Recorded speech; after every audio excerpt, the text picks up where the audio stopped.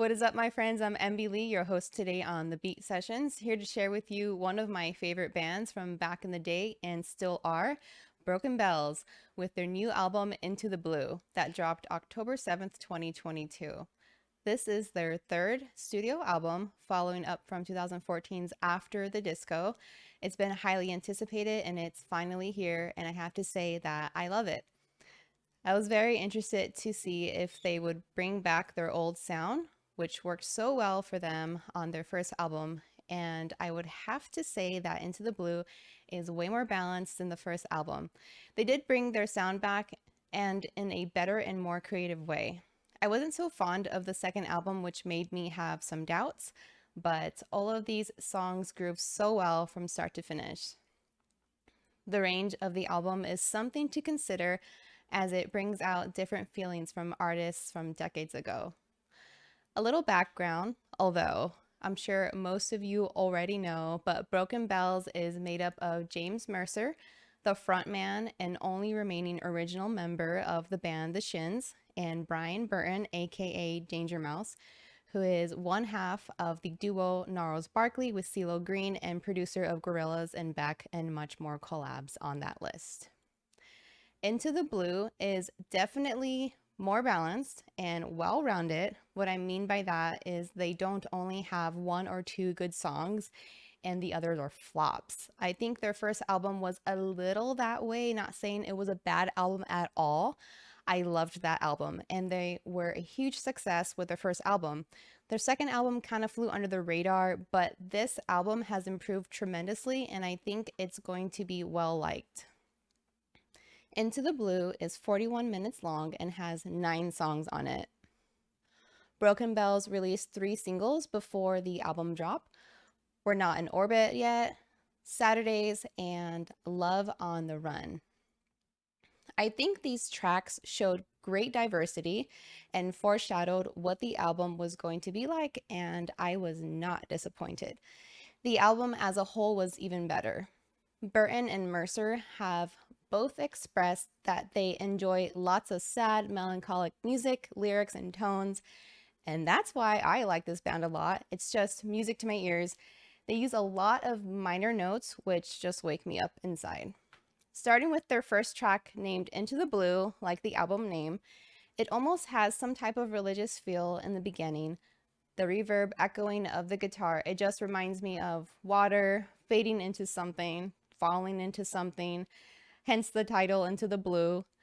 There were bells chiming in between the guitars, and Mercer's voice comes in very commanding and lower than usual, a lower than usual tone. It perked up my ears really quick. Maybe it's talking about someone drowning and turning blue with their problems, or just accepting something about their life. At least that's what it made me think about. At almost 3 minutes, the bass comes in and really blows you away. I love that the introduction is not only 30 seconds or a measly minute and a half, but they get straight into grooving with that song coming in over 5 minutes. It ends with a bell toll, which was really cool and unexpected. Broken Bells, get it? We're Not in Orbit Yet starts out with a melody that rises and fades, and it almost had an oriental feel to it. Acoustic undertones, different synths, which produce a retro but yet modern feel to it. Throughout the song, the melody just had you swaying back and forth, especially during the lines of "Gonna make new tracks as we turn our backs on stars." For all of their songs, I was happy to hear they didn't end abruptly. On to the next one, Invisible Exit starts a little different and more clean with acoustic guitar and was lighter than the other songs on the album. Synth and strings come in about halfway, and Mercer's vocal melodies carried this song on pretty well, but it was probably not one of my favorites from this album. It was a little shorter too, so I wasn't too bummed out about it, but it was definitely my least favorite. On the other hand, Love on the Run is 7 minutes and starts off with piano, trumpet, or bass, or brass, funk and soul, crisp beats, but still has that moody feel to it, almost seductive and romantic characteristics. I loved the intro. It's like the perfect tempo. In the bridge, they had different vocals that were higher, which I'm pretty sure wasn't Mercer, but it did fit well and didn't take away from the song at all. What I really like about this track was that they left the instrumentals going for almost 3 minutes at the end of it. And I also liked how they have longer songs. They take their time to really get in their creativity and the melody they want. There's no rushing to their songs, which I love. They let you listen to their riffs, breakdowns, melodies without feeling like, oh man, it's going to end soon. One Night made me think of retro or the 80s era immediately, like for real. It reminded me of Phil Collins or Genesis, especially during the chorus. The drum beats were very deep and a little exotic. And this song is definitely one of those more upbeat versions that Broken Bells offers us. Saturdays starts off with space-oriented instrumentals, builds up quickly with drums and guitars, and gives us psychedelic rock effect. It reminded me of the Beatles a little bit, actually, maybe a little Tame Impala influenced.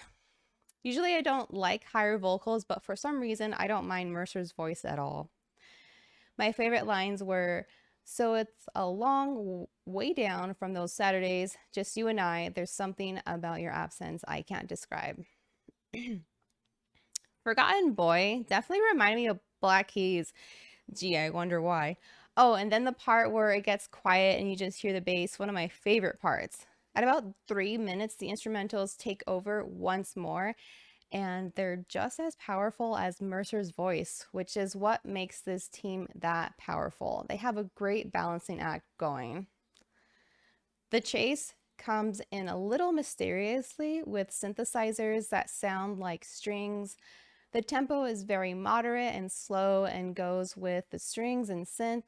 This song was very introspective and just had you thinking, makes you feel reflective and thoughtful. All the instruments in this song just bring out the emotions from you. The chase is on could mean so many different things to so many people. Are you getting chased or are you the chaser? Fade Away sounds really romantic in the beginning, almost reminds me of a song they would play for an 80s police show like Miami Vice, or a scene where they discover a lover has been killed or hurt. Fade Away, it's a great song for closure of the album, even the title, Fade Away. If you can make funk 80s pop sound sad, this is it, but it's amazing at the same time. The lyrics just draw you in, and Mercer's voice was perfect for it. Fade Away was probably my most favorite song from the album. Again, I liked that these songs weren't short and it allowed me to get lost in what it had to say. Everything, the beats, melodies, all the eccentric synthesizer beats and sounds. So that completes the review of Into the Blue by Broken Bells. All these songs just have timeless qualities to them, and that's what needs to be in music for it to succeed and be felt throughout the ages. This is definitely a vinyl please for me.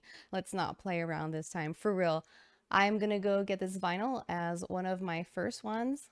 I also love the theme they have going on for each of their album covers, with what I think was a pink lantern from their first one.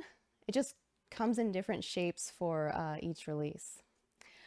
For the rating, I'm also giving this album a 9 out of 10. I see this album getting a lot of replay action, even more than their first album, I'm hoping. It's a really great album. Go out and get yourself a copy. Thanks for hanging out with me here at the Beat Sessions. Like, share, subscribe, leave comments, and until next time, I'll see you later.